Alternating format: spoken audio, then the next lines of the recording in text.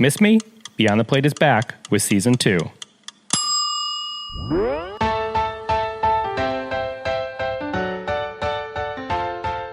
The journey is about the compilation of great stories. And at the end of the day, it can make you a very empowered woman. And that's what we want. We want more empowered women in this world. Hey everyone, this is Cappy, and you're listening to Beyond the Plate, a podcast where I sit down in person with the world's culinary elite to explore their journey into the industry and the social impact they have made in their community. Every episode, we share inspiring stories of what it means to be in today's hospitality industry. Welcome to our first full-length episode of Season 2. We recorded most of the season live from the 17th Annual Food Network and Cooking Channel South Beach Wine and Food Festival in Miami, Florida, from the Lowe's Miami Beach Hotel. This festival is a benefit for the Chaplin School of Hospitality and Tourism Management at Florida International University. Thank you all for having us. Season 2 of Beyond the Plate is made possible with the help of our friends at Martin's Famous Potato Rolls. A little housekeeping. Martin's was founded in the heart of Pennsylvania Dutch country in 1955. Their products have no artificial colors or sweeteners and use non-GMO sourced ingredients. Martin's potato rolls are the #1 branded hamburger bun in America, and as I like to say, they can make almost any burger taste better. I actually did come across Martin's recently when I was in Austin, Texas, eating at a great newish barbecue truck called Leroy and Lewis, and I saw that loaf of Martin's bread in the window, and I knew I was in good hands. But here's what I love about Martin's. Their mission encompasses more than just baking great bread and buns and rolls. They believe in giving back to their community and beyond. Through volunteering time and donating resources, they support hundreds of charitable organizations such as food banks, after-school programs, disaster relief, and others that provide sustenance and comfort to people in need both close to their baking facilities and abroad. To learn more about Martin's, please visit their website at potatorolls.com. So Martin's, we thank you. Back to it. For this episode, we sat with Giada De Laurentiis. We did go live on Facebook, so feel free to check out the Beyond the Plate Facebook page for the full interview. What can I say about Giada that you all don't know? Let me rattle a few things off. She is an Emmy Award-winning television personality, a New York Times bestselling author, a Today Show correspondent, a Food Network star judge, and she's a restaurateur. She was born in Rome to a huge Italian family. She went to UCLA, then she went to Le Cordon Bleu in Paris. After that, she worked at the Ritz-Carlton Fine Dining Room, I believe back in the LA area. She also worked at Wolfgang Puck's Spago in Beverly Hills back in its heyday under pastry chef Sherry Yard. She then started her own successful catering company called GDL Foods. She was doing some food styling, I believe, simultaneously as catering and got noticed through an article that was published in Food and Wine magazine. Someone from Food Network happened to see that. You'll hear more about this story later, but this was around 2002. Since then, she's had plenty of shows on Food Network, plenty of cookbooks. She has a series of adventure books for young readers.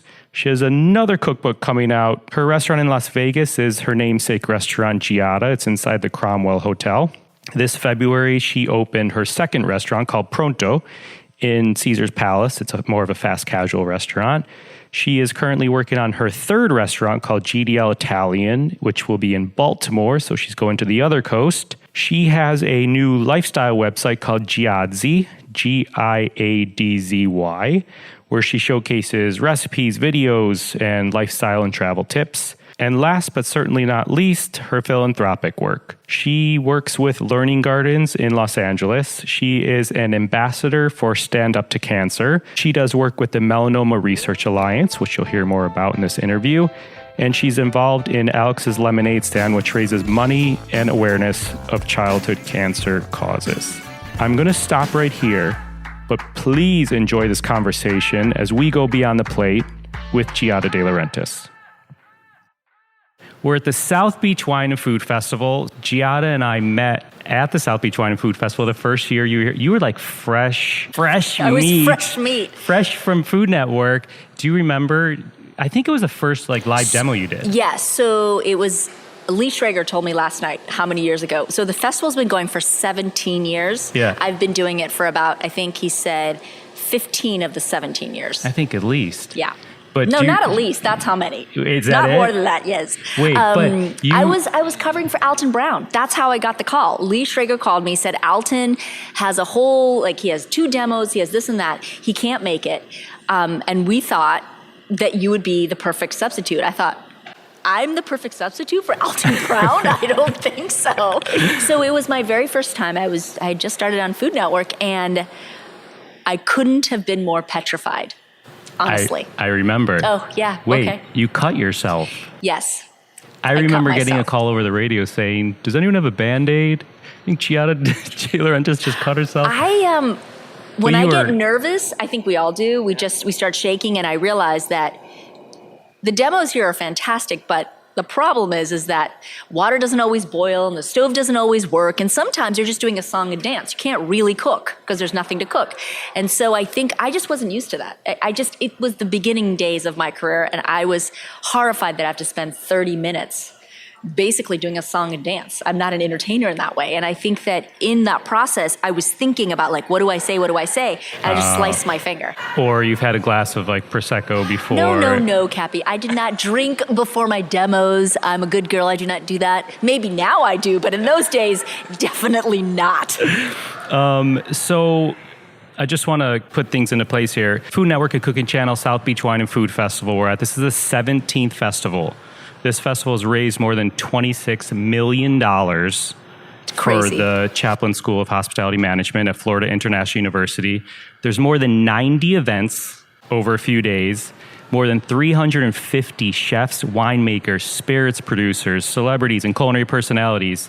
My question for you, why is this festival so special to you?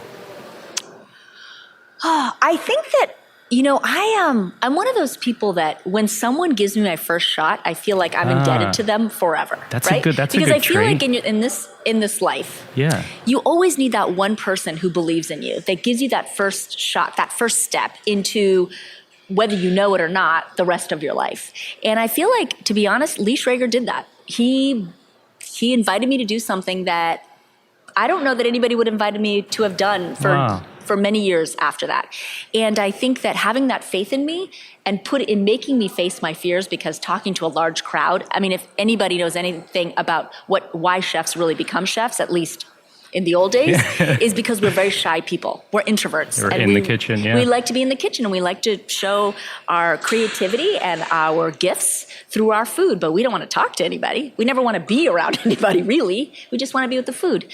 And so he made me face some fears that, I think made me better at what I do for a living, and helped me to be more confident. And I feel like for that reason, and the fact that you can't beat Miami in February because it's freezing cold even in Los Angeles right now, and hanging out with all your buddies for the weekend, it's like a fraternity sorority party all weekend. For those reasons and more, I think you can't beat it every year. That makes it special. Yeah. Wait, so speaking of buddies that are down here. Oh, yes. There are many of them. So I know Bobby Flay's a good friend, and he's being honored tomorrow night here at the tribute dinner. Yes. Which is awesome. And you're a part of that. My question for you is, what was your first impression of Bobby Flay when you met him? And how has that changed today? Wow. Whatever I say is not going to... Okay.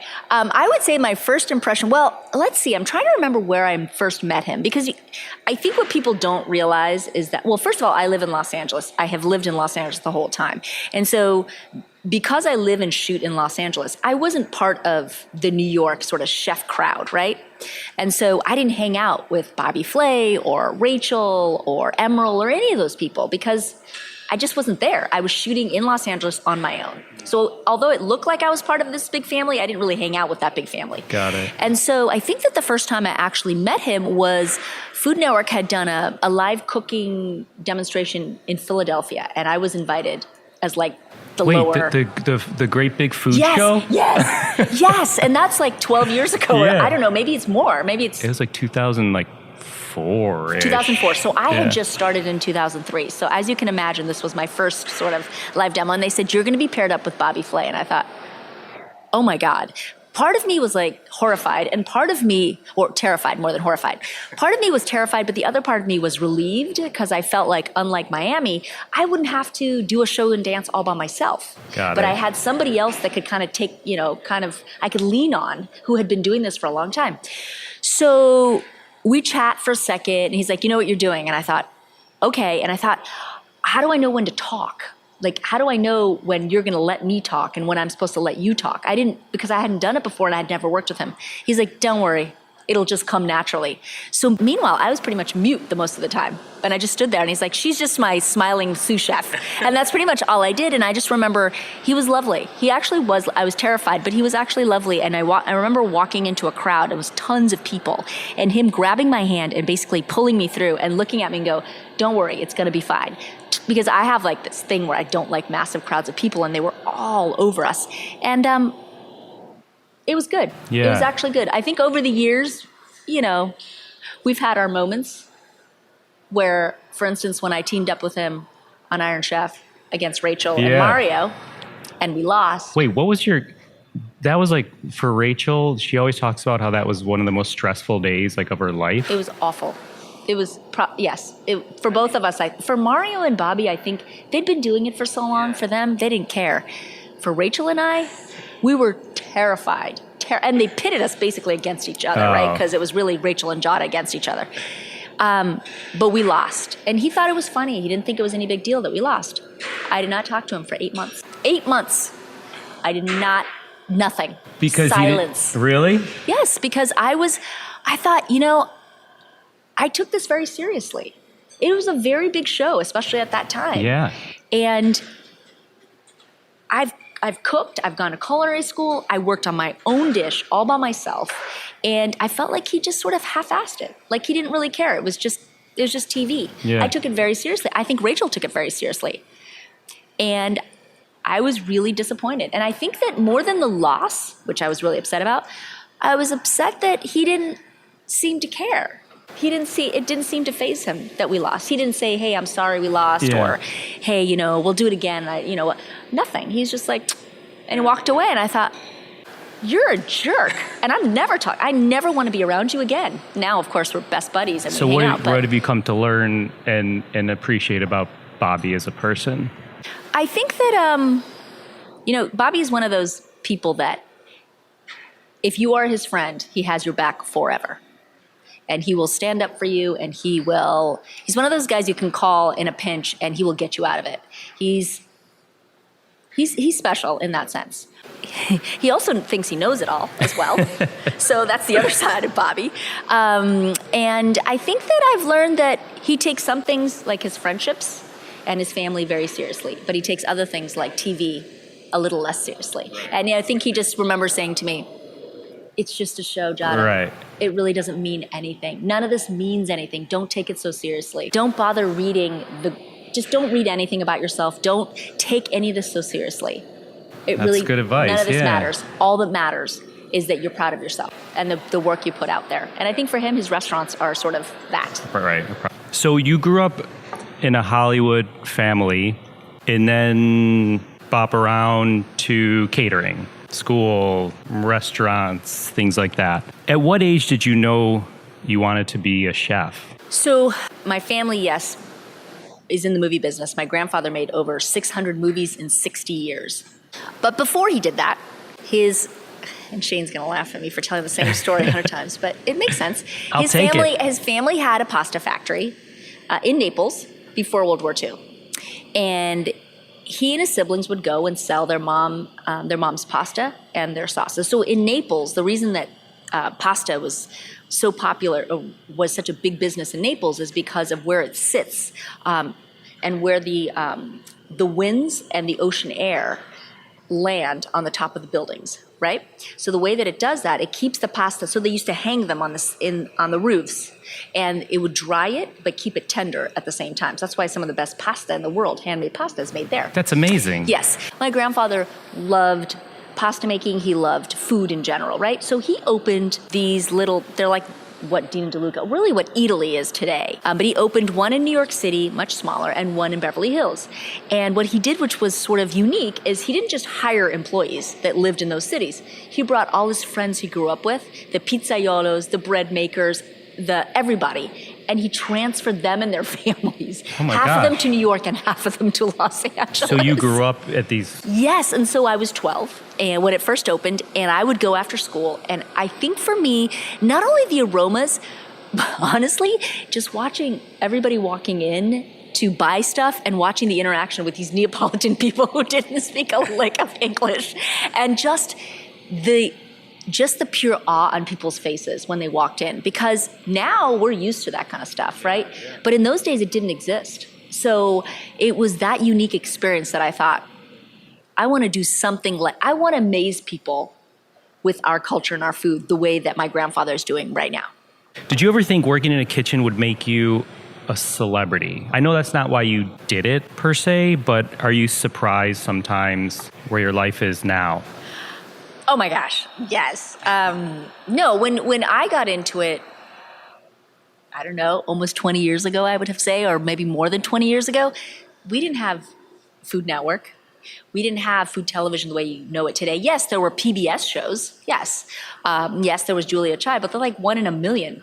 And let's be honest, working in the kitchen, it's a blue collar job. It is not like you're not retiring on that money. For sure. And it's a lot of hard work, manual labor of lifting really heavy pots and burning yourself, and like you're sweating, and it is not a glamorous life. So I was shy. I loved to cook. And I was a girl, I was a female in a very, sort of overpowering Italian family.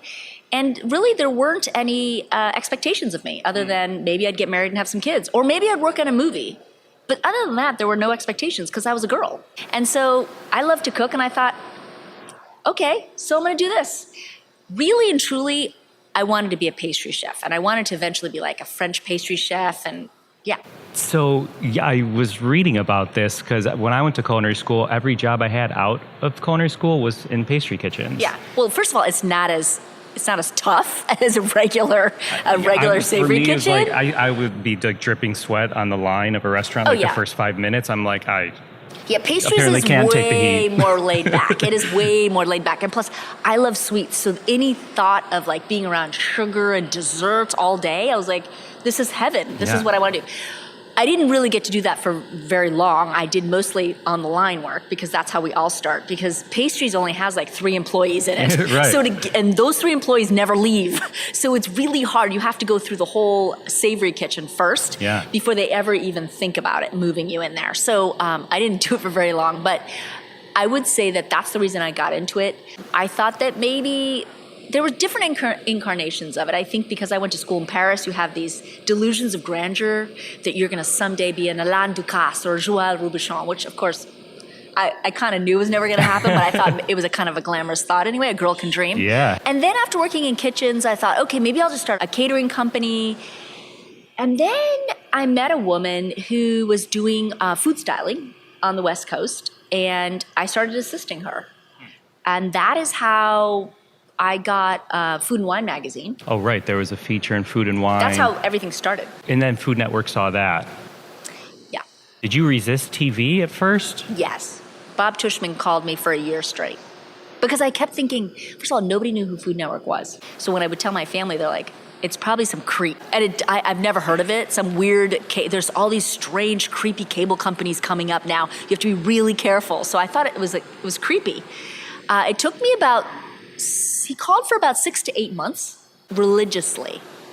And then I put a little tape together with my brother, and he edited it because he was in the movie business with my aunt and my grandfather. So he had the ability to have a camera, and he knew how to edit and do all that. And we put this like 3-minute pilot together of me making bechamel, which is not even easy. I remember Bob saw it, he goes, could you make me peanut butter and jelly toast instead, or peanut butter and jelly sandwich instead? And I was like, I don't know, because I don't even eat peanut butter and jelly sandwich, but I'll make my version. So I made a Nutella panino or something, which was, because he said it was too complicated. And I did that, and that became the pilot for Everyday Italian.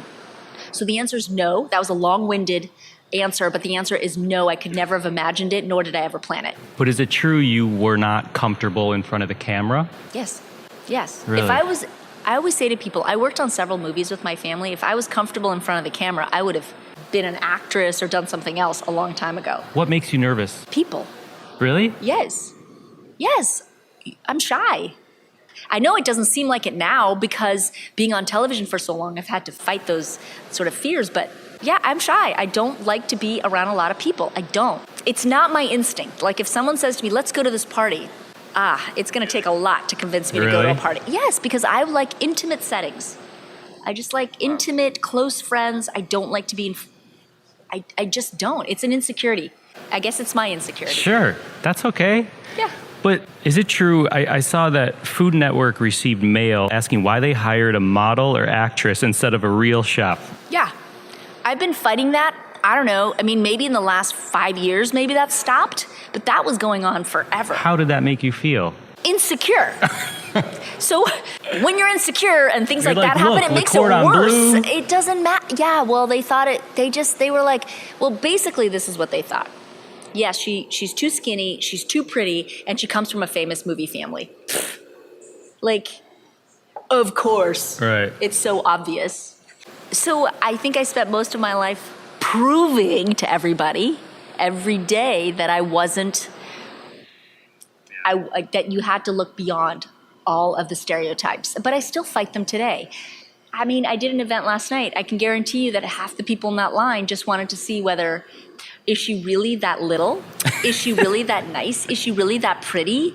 It's constant. I get it every day, all the time. Because God forbid that someone like me could know anything about cooking or like to eat. They want to like, can she really cook or something like that? Yeah, I think actors, they're supposed to be a certain size or they're pretending to be somebody else. So everybody's waiting for me to is she really who she's pretending to be on camera? Okay, so you went to Le Cordon Bleu. You wanted to be a pastry chef. You worked at Spago after. I did. So I worked OG at Spago. Yeah, that was amazing. Yeah. Is there anything you learned or took with you from Spago that you still use to this day? Well, at Spago, I did both the hotline and pastries. So I was able to, because it was a restaurant, unlike I worked at a lot of hotels where everything's sort of separated. Yeah. But in a restaurant, you get paid $2, right? $2.50. So they move you to wherever they need help. They don't care if it's the dishwasher. They'll just move you around because they have that flexibility. And so I was able to be on the line at one point in the evening, and then I'd be in the pastry kitchen the next part of the evening. So the amount of knowledge that I actually gained was phenomenal. And also I think I worked with Sherry Yard, who was phenomenal. Yes. She's amazing. She was so great. I learned how to stretch. How long? She was a pastry chef there, forever. Right? She just left I don't know, maybe 4 years ago. I mean, to it start had her own been gig. 20 years or more? Yeah. Yeah. She was, I learned so much from her. The basics of all sorts of things, of poaching liquids to add more flavor to cakes, to making streusel from scratch, to never setting out any cookies that weren't warmed, which I still do today at Giada Vegas. That's a good tip. Yeah. We do not send any cookies out that are not warm. And that is something I learned from Sherry. I mean, one of our producers, Shant over there, I know he'll raise his hand for a warm chocolate chip cookie any day. Right. And I had marks from working for Sherry all over my arms because the salamanders were so high that when I went to try to get the plate out, I would always inevitably touch. And so I would go home, and I remember my mom was like, what the hell what are you doing? And I'm like, Mom, these are battle wounds. Yeah, these are battle wounds. I'm going to show everybody. See how serious I am? So, yeah. So since Spago, you've worked obviously plenty of other places, but you've semi-recently opened your own namesake restaurant in Las Vegas, and another one opened or coming? I feel like there's multiple more. Yes, so I opened Giada Vegas. It'll be 4 years in June.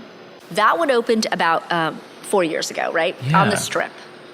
And then 2 weeks ago, I opened a quick serve at Caesar's Palace, which to me, I feel like I hit the lottery by going to Caesar's Palace because it's great. Giada is at the Cromwell, which is a small boutique hotel. It is owned by Caesar's, and we are amazing location because we are right next to the Flamingo across the street from Caesars, diagonally across the street from the Bellagio. So it's phenomenal. My restaurant has windows that open up onto the strip and you can see the Bellagio fountains go off. So, I mean, I have 188 rooms in that hotel. I have 275 seats in my restaurant. So do the math and figure that I got to pull off the strip because I can't stay alive. So opening at Caesars Palace was so amazing because they have 5,500 rooms. And I'm at the bottom of the escalators of the convention center. So I'm right there. It's a quick serve. So people can come and go and get their stuff. You must like pump food out of there. Yes. And I have a wine bar and I have a retail space, which I've never had before either. So within all of that, I thought, it's an introduction to my brand because obviously Giada is a fine dining restaurant. Not everybody can afford it. So this is an introduction at an introductory price. And I've never done a quick serve, so I thought that'd be fun. And also, to be honest, Caesars Palace has no female chefs on their roster. They're all the boys. Did you want fine dining? No. I didn't. But that's what we needed. Space called for. The space didn't exist. The space, so it was the old Barbary Coast. So it was a 2-floor parking garage. Cars had been parked there since the day it was built. Yes. I think I played like a $2 blackjack hand there once just because it was a $2. Place. Yeah. Yes, it was the cheapest place in town. Yeah. So it was a 2-floor parking garage. So we had to gut it and build a restaurant. Now, I don't know, you can talk to all of these guys that you interview, all these chefs, and you ask them how many of them have built a space from scratch in Las Vegas. No. Probably nobody. Yeah.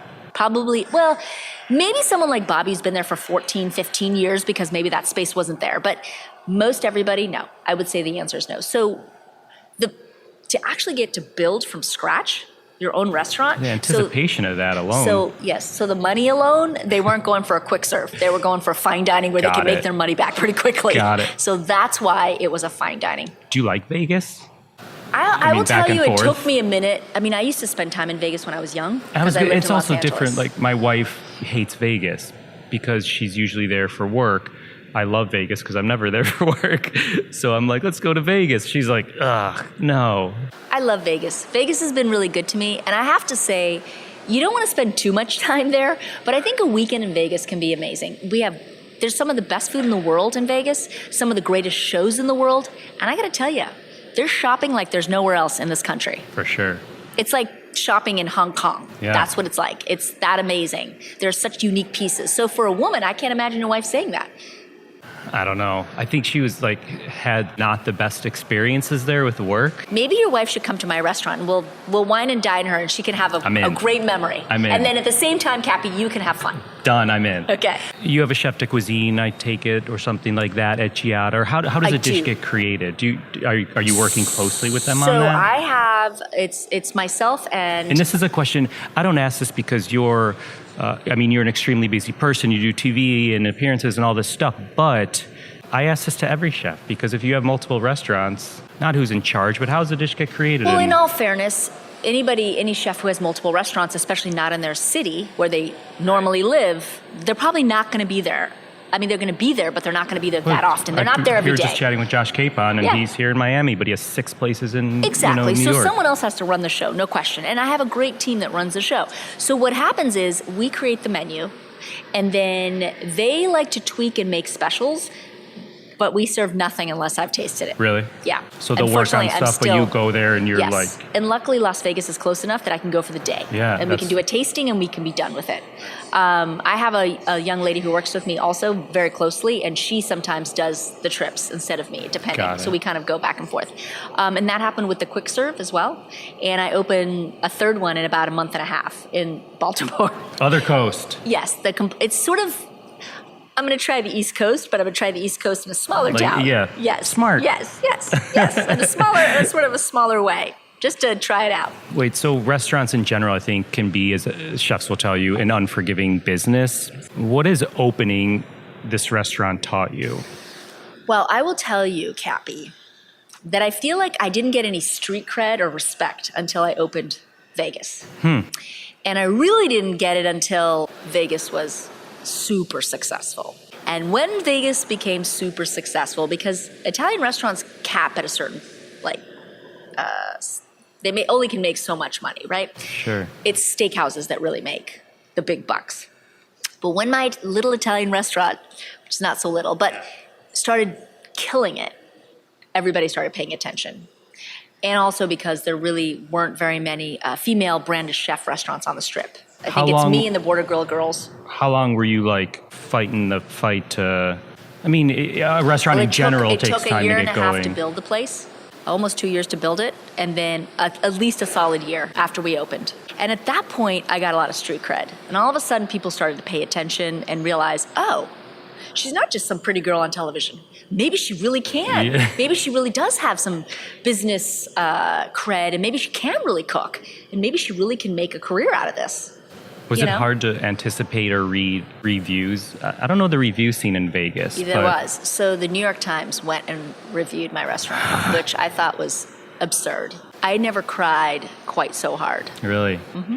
Yep. Mr. And I remember Wells? who I went to see. It was Mr. Wells, yes. And I remember I was in the Hamptons. I called Bobby, and I was in tears. And we had coffee together, and he's like, I told you, you can't, it doesn't matter if it's a good review or a bad review. You can't read them. And I warned you before you opened it that you had to be tough. He's good at that. He's good at letting that stuff roll off. Yes, but how do you he said it takes time. It takes time. It takes years and years. He's been doing it for 40 years or something. After how long you were open did they do the review? 3 months. I hate that. 3 months. So, well, not even 3 months. It must have been 2, because we opened in June and this happened in like late August. No less. 2.5 months, which I thought it was a way to just discredit me, which is typical. It's going back to what I had said earlier, that I look a certain way, and so it was just their way of basically saying to me, yeah, you opened it, but I'm going to make sure you stay right down here.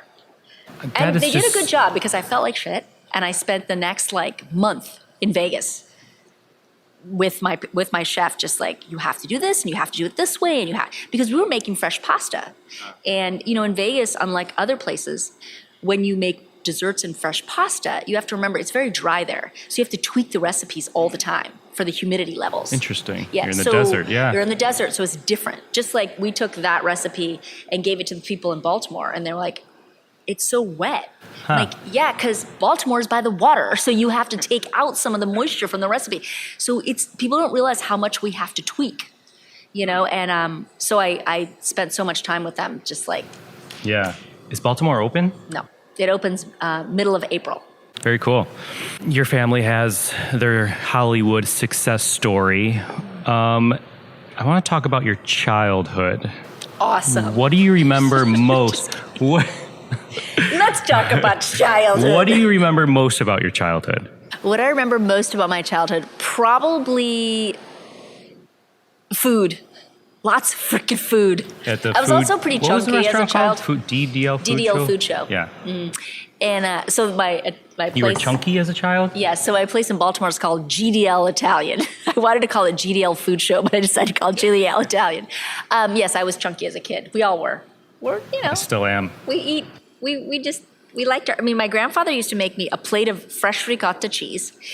He would put it on a. I don't even think it was an appetizer plate. It was like not a giant dinner plate like we have here. So just think a little bit smaller than that. He'd take the fresh ricotta. He would take the spoon and just kind of level it out, right? And then on top of that, he'd take sugar, just plain white sugar, and he'd sort of sift it all over the top. So there was about this thick a crust of sugar, right?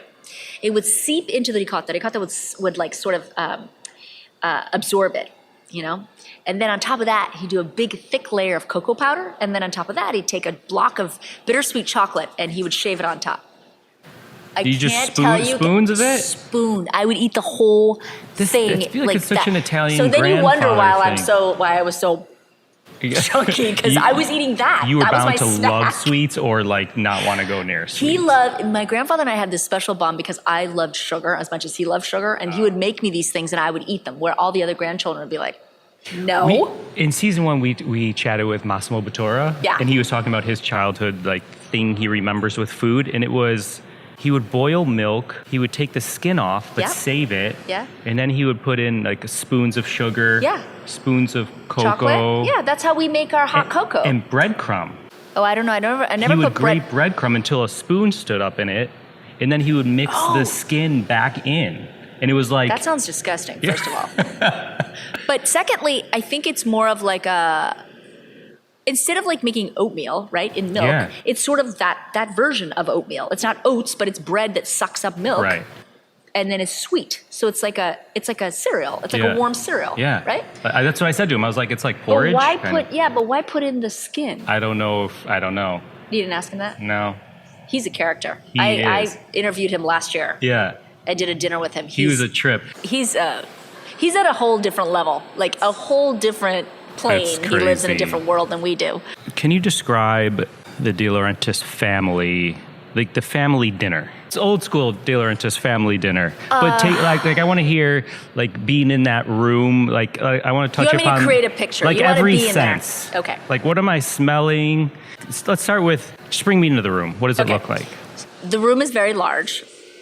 Is a long table with lots of chairs. It's very elegant. So my family was very elegant. Okay. Other than when we ate in the kitchen. If we ate in the dining room, which we usually ate in the dining room, and there's usually a kids' table that's separate from the adult table. Yeah. But it is very glamorous in there. And my grandfather always sat at the head of the table. He would say a couple of things before lunch. It's lunch, by the way. It's Sunday lunch. Yes. Yeah, it's like lunch at 2. This is amazing. Because you spent the whole morning cooking it. Then you ate for like 3 hours. So by 5 o'clock, you're pretty much done. And everybody naps. And then if you want, you eat something little, but you eat it at like 9 o'clock. So that's how Europeans eat. We don't eat, especially on the weekends, we eat lunch very late. And we don't really eat a huge dinner on the weekends as much as we eat smaller things. Got it. Okay. So it's very glamorous. It's all set up. So think China, think the full place setting, multiple plates. We had lovely ladies from the Philippines in their outfits and their little who served. My grandfather would make the pizza in the morning. He'd get up, so he'd make the dough. Then we would all make pizzas, and then the ladies would cut it up and put it on silver platters. So it's just sort of that juxtaposition of like we're all in our PJs making pizzas and making the dough, but then we all get dressed up. And all of that stuff gets put on a silver platter and kind of brought out like in Downton Abbey. Yeah. That kind of, envision that. That's pretty much what my life was like. It was that we're totally casual and rustic to we're completely glamorous. Is there like music playing? Or like no, there's no pots music. and pans? There's no music playing. There's a lot of talking and yelling. Lots of talking and yelling. Lots of pouring of wine. Lots of clinking of glasses. But really if it got too loud, anybody in my family would take a fork and just start banging it on the table so we could get attention of somebody if you wanted to talk. And a lot of times when they spoke, they would stand up so that everybody could hear it. So you can see why I was shy and intimidated and an introvert. Because I didn't have that voice. Yeah. You know what I mean? And we were always at the kids' table, so we're always like smells? And aromas would probably be, yes, because the kitchen was there, but the doors were never open to the kitchen. So it was in the days of like, you don't see what happens in the kitchen. It's not an open room the way we have today where the kitchen and the living room and the dining room are all in one. Everything is segmented like off. And so the doors would sort of flip open and close with everybody coming in. But you could smell it. Yeah, it's like a set, pretty much. But it was life, real life. So the aromas would come through every time the door would open. So you could, if you sat by the door, which usually the kids' table it's the ugliest spot in the room, right? Because we're kids. So we would be right by the doors opening and closing. So we could smell it more than anybody else could smell it. And a lot of baked pastas, lots. So you could smell the cheeses. A lot of grilled meats. We would grill indoors more than outdoors, funny enough. And lots of roasted oily potatoes, which were my favorite. I know it sounds not good, but they're divine. No, it sounds delicious to me. Always start with pizza. Always, always, always. My grandfather never started a meal without pizza. He's Neapolitan. The birth of the Neapolitan pizza, he always started with pizza. Always moved on to a pasta. He loved baked pastas. I love baked pastas. So, and then a meat, lamb or beef. Sometimes also some sautéed shrimp. Roasted potatoes always, broccolini with red pepper flakes always, and then 6 or 7 desserts that would get laid right in the middle of the table, and then you'd watch everybody sort of like go at it, dive in. Yeah, lots of wine and lots of talking. I want to have a lunch like that. It's you know how in Downton Abbey everybody's quiet and reserved. Yeah, no, it's like mayhem, but it's glamorous like that. That's awesome. Thank you for painting that picture. No one's ever actually asked me to paint that picture before. I love it. So this was very, Good. It was fun. So when you decided to go to school for cooking, what was your family's reaction? Not good. I think honestly, my grandfathers thought it was ridiculous. And no one wanted to really pay for it. And I couldn't afford it. So the only person that basically backed me up was my Aunt Raffi. Oh, really? Yeah, because I think for her, she never had any children. And her whole life was her work, making movies. And I think that she saw in me that drive like she had as a young girl to sort of go against what our society tells us to do, to get married and have a family.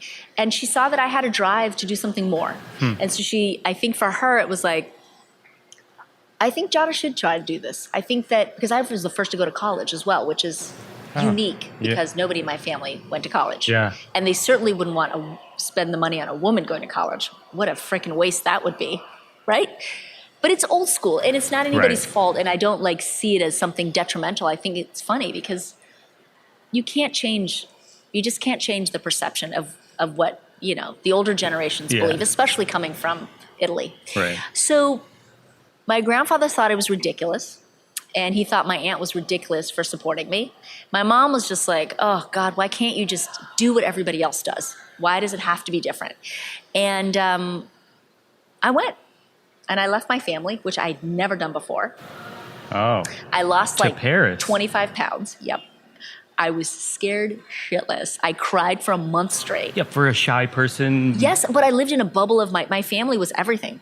I mean, I had friends, but I had my family. We were a big family. So my grandfather used to say, you don't need friends. You have your family.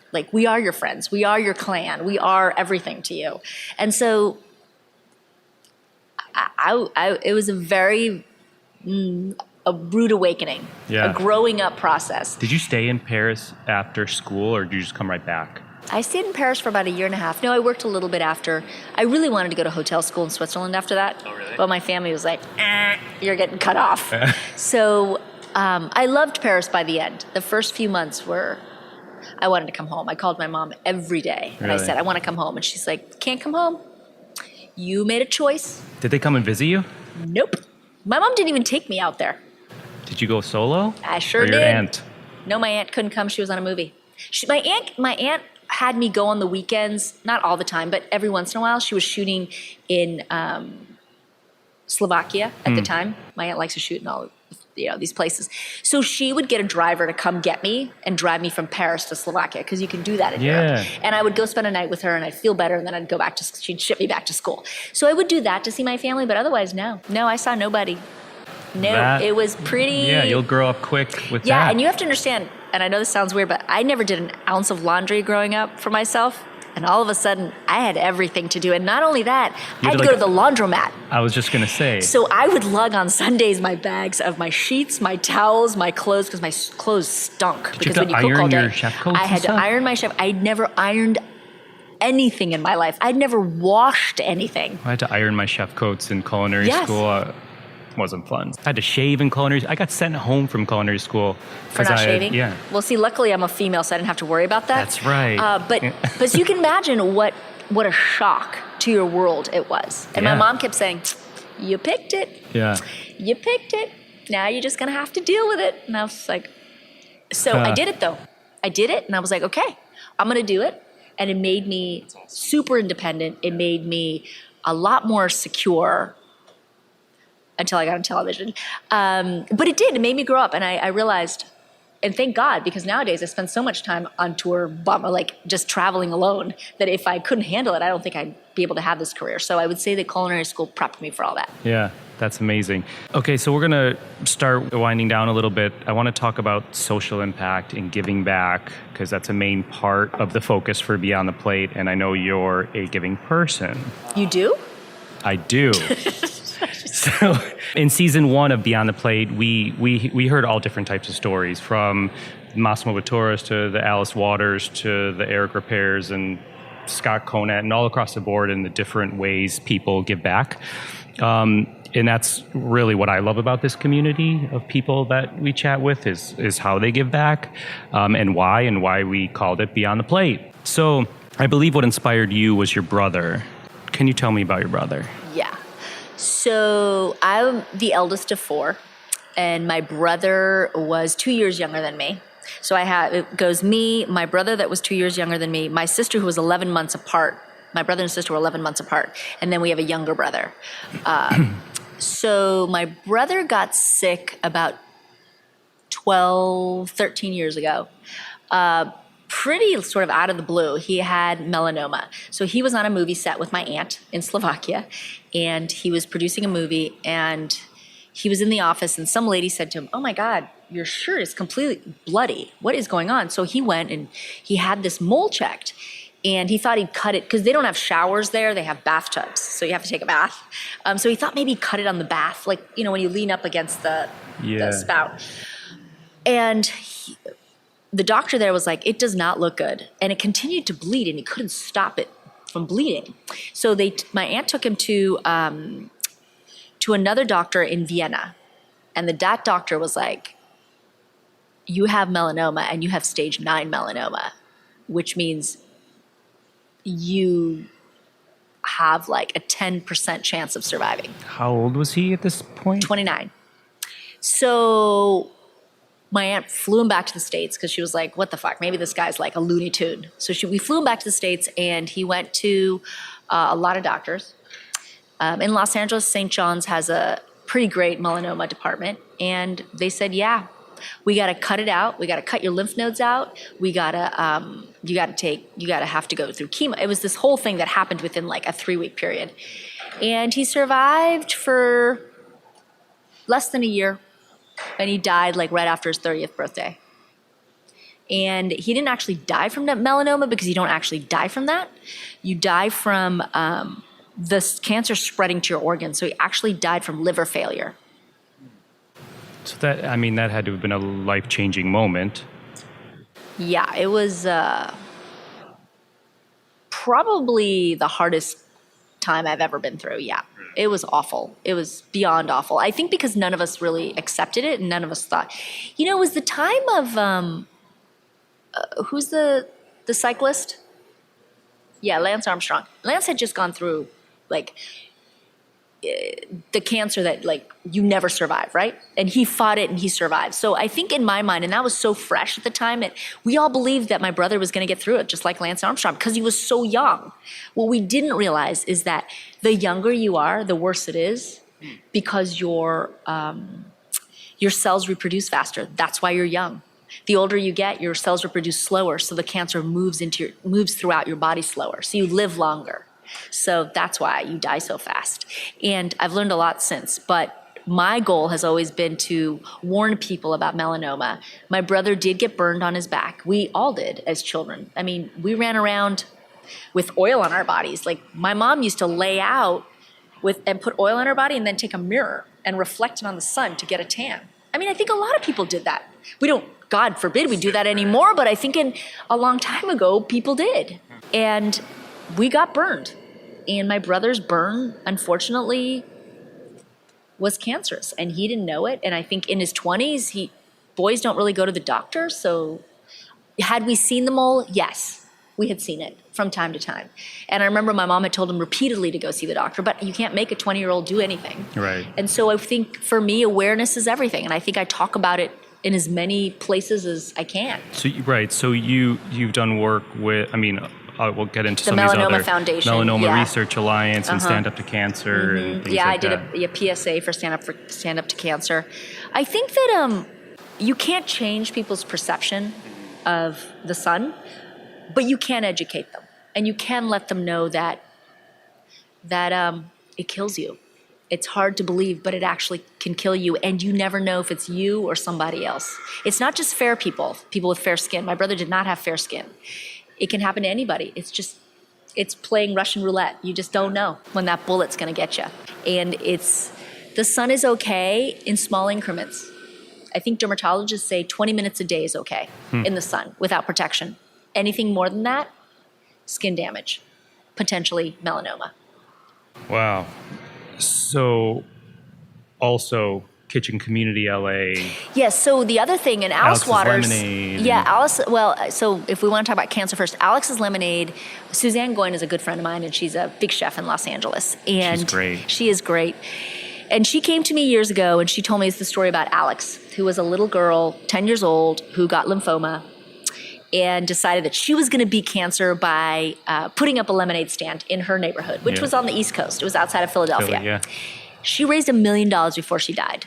And her parents decided that they were going to continue this foundation, and they spread it around the country. Mark Vetri actually runs the one in Philly, and I think Jonathan Waxman does the one in New York. Yeah. And there's a newish, Chicago has a new one now too. Chicago has Tony one. Mantuano and some others. And so Suzanne, when she asked me, and I'm on the board of that, I said, of course. I mean, I have a child too, and it's a pretty spectacular foundation. And I think we've done a lot to help to raise money and awareness for children. I feel like they've raised like over 100 million, like some huge and awesome number. Yes. So it's been spectacular. I mean, how you give back, this all has a very personal Well, meaning. I think for me, I like to give back in a way that makes sense for me. So cancer is obviously something that has impacted my life.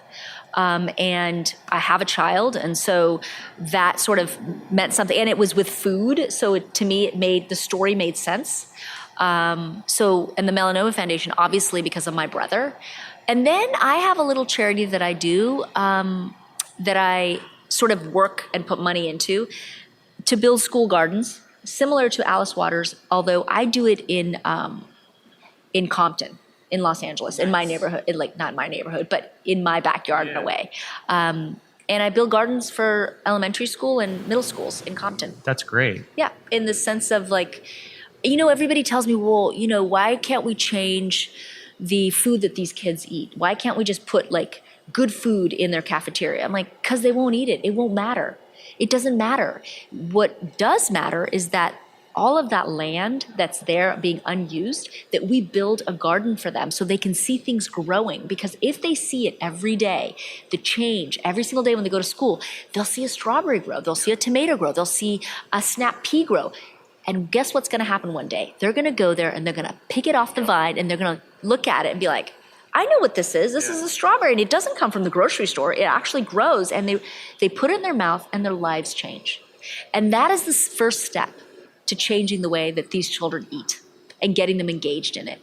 And so in doing that, we've grown tons of zucchini and all stuff. So I would give them recipes, and at the end, they would make zucchini bread with all this zucchini, and they would sell it at the farmers. They would set up a farmer's market on Sundays at their school and sell it.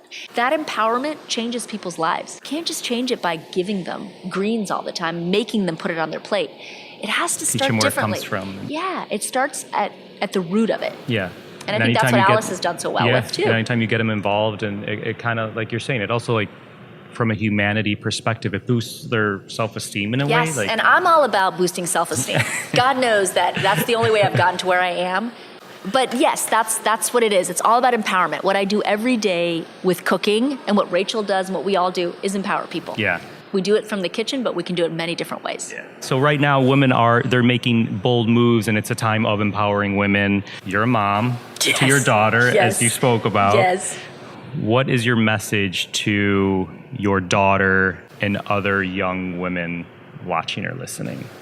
I think you just got to go for your dreams and don't let anybody tell you otherwise. And I know that it's been said a million times and it's cliche, but it's true, because if I had listened to all of the people in my ear, I would never be here. I'd have been too scared. Someone would have talked me out of it. And guess what?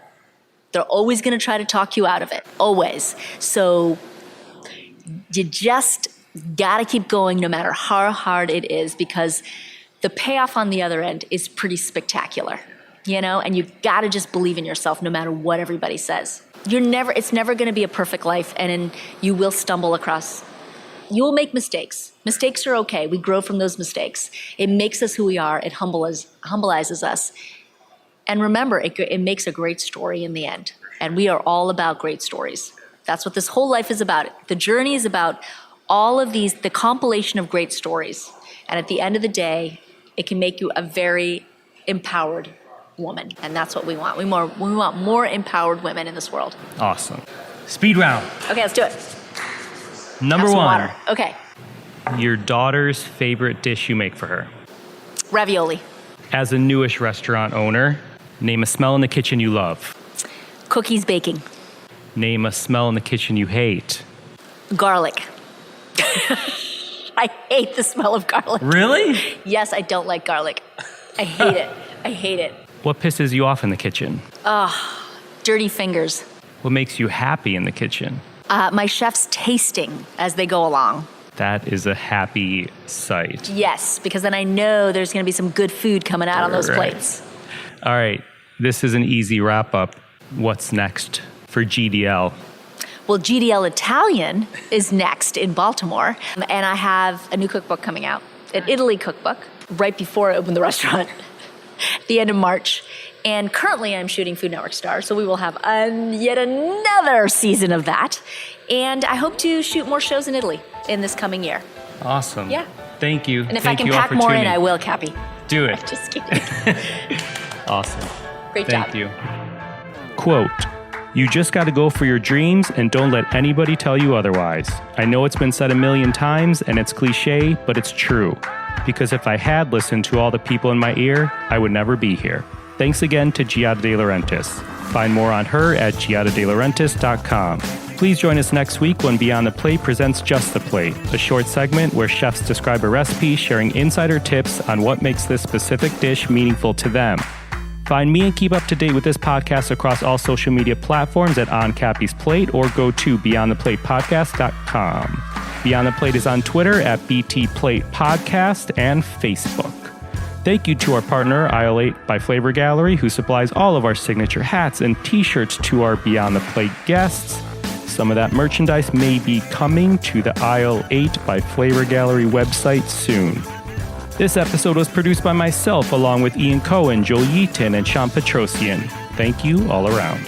Our music has been composed by Goldford. As always, special shout out to my wife, Katie. Please rate, review, and subscribe to this podcast on your listening site of choice. Thank you all for listening to Beyond the Plate. I'm Cappy, and remember, there are never too many cooks in the kitchen.